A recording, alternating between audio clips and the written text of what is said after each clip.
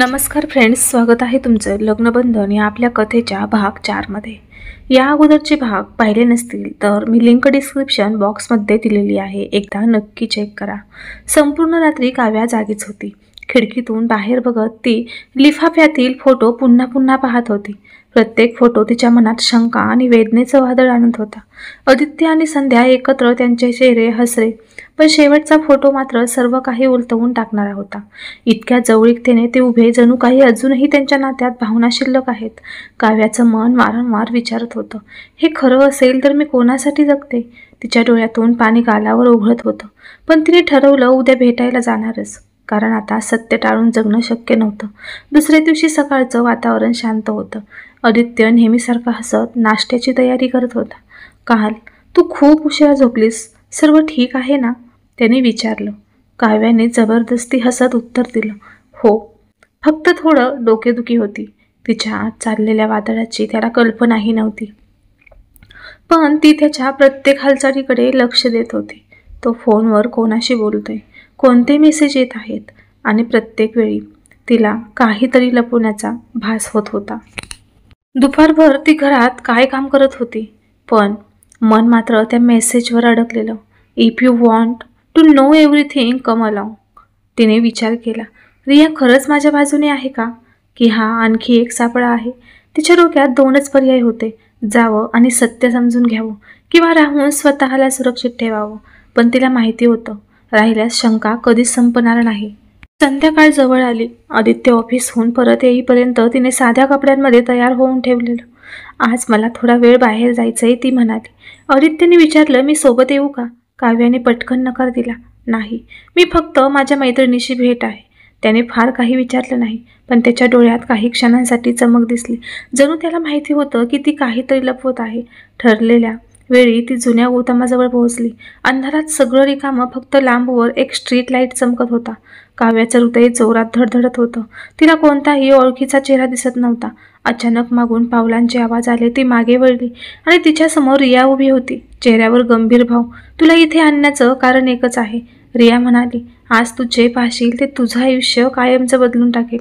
रिया तिला गोदामाच्या आत घेऊन गेली। आत अंधार, फक्त एक लॅपटॉप उघडा होता। रियाने व्हिडिओ प्ले केला। स्क्रीनवर दिसत होतं, आदित्य आणि संध्या एका हॉटेलच्या लॉबमध्ये बोलत होते। त्यांच्या चेहऱ्यावर हसू, पण संभाषण गंभीर दिसत होतं। मग ते लिफ्टमध्ये जातात आणि व्हिडिओ इथेच थांबतो। काव्याचा श्वास अडकला। हे कधीच आहे?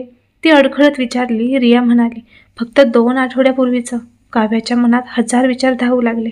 आदित्यने तिला कधीच सांगितलं नव्हतं की तो संध्याला भेटला आहे। रिया शांतपणे म्हणाली, हे तर फक्त सुरुवात आहे, तू अजून पूर्ण व्हिडिओ पाहिलेला नाहीस। काव्याचा गळा कोरडा झाला। बाकीचं? ती विचारली। रिया म्हणाली, बाकीचं फुटेज खूप धोकादायक आहे, पण ते मी तुला फक्त तेव्हा दाखवेन जेव्हा तू मला पूर्ण विश्वास देशील।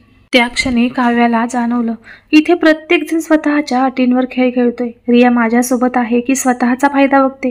ती विचारांच्या गर्तेत असतानाच बाहेरून काही आवाज आले। कोणीतरी गोदामाच्या दाराजवळ उभं होतं। रियाने पटकन लॅपटॉप बंद केला आणि कुजबुजली, कोणीतरी आपल्याला फॉलो केलंय। काव्याचं हृदय घशात आलं। दोघीही मागच्या दरवाजातून बाहेर पडायचं ठरवलं। अंधाऱ्या गल्लीतून चालताना काव्याने मागं पाहिलं। दूरवर एक माणूस काळा हुडी घालून त्याच्याकडे पाहत होता। चेहरा दिसत नव्हता, पण त्यांची नजर थंडगार वाटत होती। रियाने काव्याचा हात पकडून वेगाने पळायला सुरुवात केली। अखेर ते दोघी एक गर्दीच्या रस्त्यावर पोहोचल्या आणि थांबल्या। तो कोण होता? काव्या धापा टाकत विचारली। रिया म्हणाली, बहुतेक सध्याचा माणूस। ती तुला थांबवण्यासाठी काहीही करेल। काव्याच्या अंगावर काटा आला। म्हणजे संध्या फक्त भूतकाळातली सावली नाही, तर संध्या सक्रियपणे काहीतरी करत आहे, आणि ती सतत माझ्या नजरेखालून सुटते। घरी परतल्यावर आदित्य हॉलमध्ये बसून तिची वाट पाहत होता। इतकी उशीर का झाली, त्याने विचारलं। काव्याने बहाणा केला, ट्रॅफिक होता। आदित्यने फार चौकशी केली नाही, पण त्याच्या नजरेत संशयाची एक झलक होती। काव्याने ठरवलं, आता प्रत्येक गोष्ट काळजीपूर्वक बोलायची, कारण कोण कोणाचं ऐकतोय याची खात्री नाही। त्या रात्री ती बेडवर पडली, पण झोप येईना। लॅपटॉपवरील व्हिडिओ तिच्या डोक्यात वारंवार चालत होता। आदित्यचा हसरा चेहरा, संध्याच्या डोळ्यातली ओळखीची चमक, आणि त्यांचं एकत्र हसणं। हे खरंच काही निरागस भेट आहे का, की यात अजून काही दडले?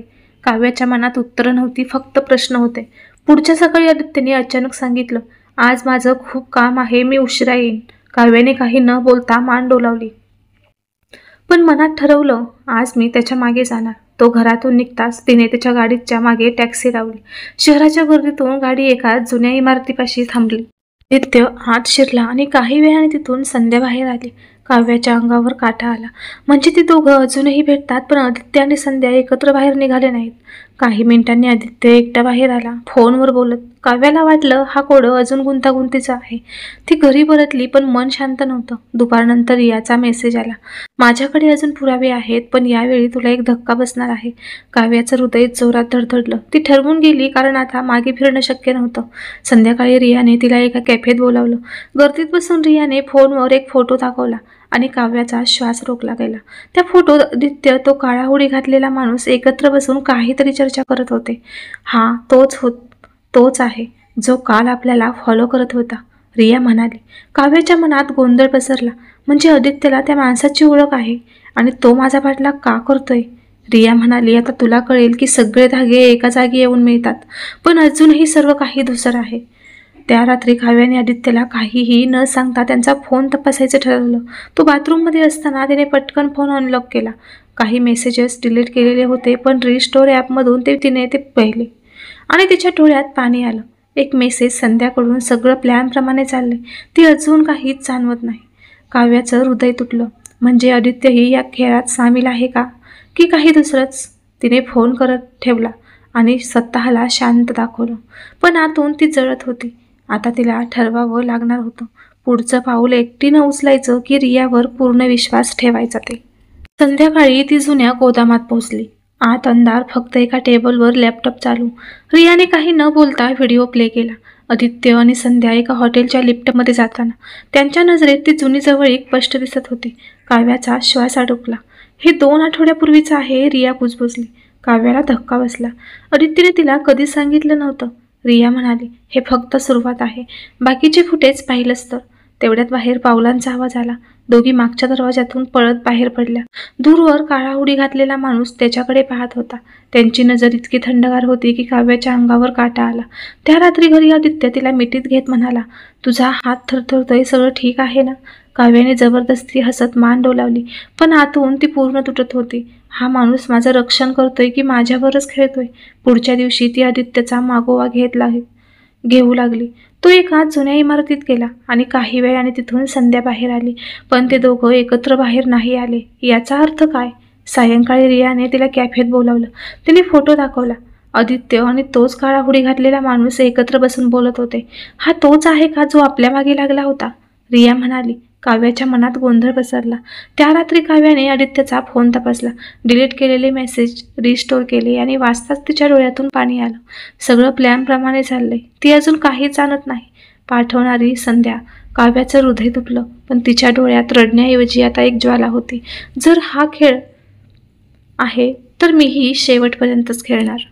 ती खिडकीत उभी राहून शहरातील दिवे पाहत होती. तिच्या मनात फक्त एकच विचार, उद्या मी सत्य काढूनच घेईन. पण तिला माहीत नव्हतं की दुसऱ्या दिवशी सकाळी जेव्हा ती दार उघडेल, ते आदित्य नसेल, संध्या नसेल, तर उभा असलेला तो माणूस काळ्या हुडीत, आणि त्याने तिचं नाव अगदी ओळखीच्या आवाजात उच्चारलेलं असेल. काव्या, तू मला विसरलीस. त्या आवाजाने तिच्या पायाखालची जमीन सरकली, कारण हा आवाज तिच्या भूतकाळातून होता, ज्या व्यक्तीला ती कायमची गमावली असं समजत होती. आणि आता तो इथे होता.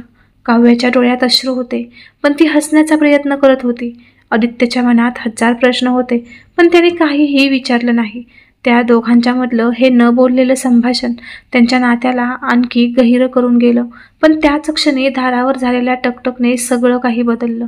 दार उघडताच समोर उभा होता तो व्यक्ती, ज्याला पाहून काव्याच्या चेहऱ्याचा रंगच उडाला. तो कोण होता? त्याचा आणि काव्याचा नेमका काय संबंध? आणि आदित्यला हे सगळं कळल्यावर तो काय करणार?